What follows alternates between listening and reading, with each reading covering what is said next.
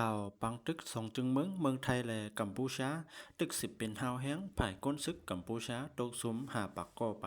ปังตึกอันเปลี่ยนอยู่จอมเหรียญลินไทยแลเมืองกัมพูชาหึงนานมาวงปลายนั่น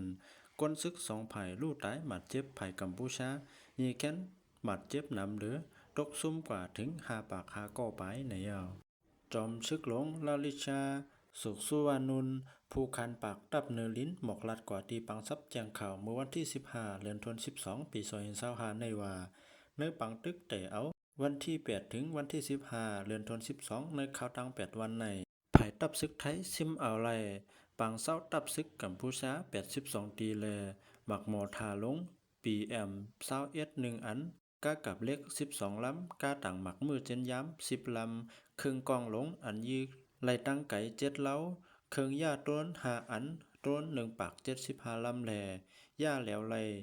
เสาส่งสัญญาณ5ลักก้นซึกภายกัมพูชาตกส้มกว่า5ปาก5ก้อไปต่อแน่ยังเป็นอันไลหู้จอมกุ้ยอันอ่ำไลหู้ถึงไลกอแลบมีแทงตั้งหนำในอยู่ภายซึกไทยในกอตั้งแต่เอาวันที่8ถึงวันที่15เดือนธันวาคม12ในก้นซึกอันไลตกซุ่มกว่ามี17ก่อ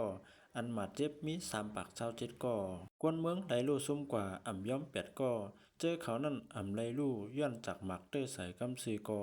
กำพองไลลู่กว่าย้อนตั้งเป็นพองตึกปลายเพตึกหมังเจอแต่ญาจากหมักกองเสไลลู่กว่าปังตึกในแหลนลินไทยเมืองกัมพูชาปอกกำสองในปี2025ในเมื่อเดมันเมื่อวันที่8นั่นเป็นอยู่จอมแหลนลิน4เจตอนก้อยในเสตาถึงแม้วันเมื่อในไล่ล่ามเพจอดถึง7เจตอนมนังสุรินทร์อุบลราชธานีศรีสะเกษบุรีรัมย์จันทบุรีสาแก้วเจิมเจอในเจ้าหน้าที่ไทยไล่ปืดผุยไว้ปังปลายเพตั้งเสียงเก้าปาก70ดีมีคนเมือง263,000แห่ง1ปาก50ก่อไล่ปลายเพปังตึกผู้คานปากพ้องหลงไผ่นอกเมืองไทยลาดว่าย่ามเหลียวไผ่กัมพูชาลาดว่าเคยอุบโอลองเกิดยีกันป้อมีใจเคยเกิดยื้ออยู่เต้ๆจึงย้อนเปอภายกันกัมพูชาปึดปังตึกอ่อนตั้งแลโหลออกลิกปืนเผาลองเกิดยี้ปอยาวเฮเกิดยีกำเหลียวกึดเต้ๆกึดตาเสซ้ำตีไลเพียวเป็ดขึ้นหมักอันเขามาผังไว้ห่างไว้นั่นเฮาเซงมดมือกาป่วนมาลาดเย้าอ่ำเฮ็ดจ้อมลงลายมือลิคมหมายเย้า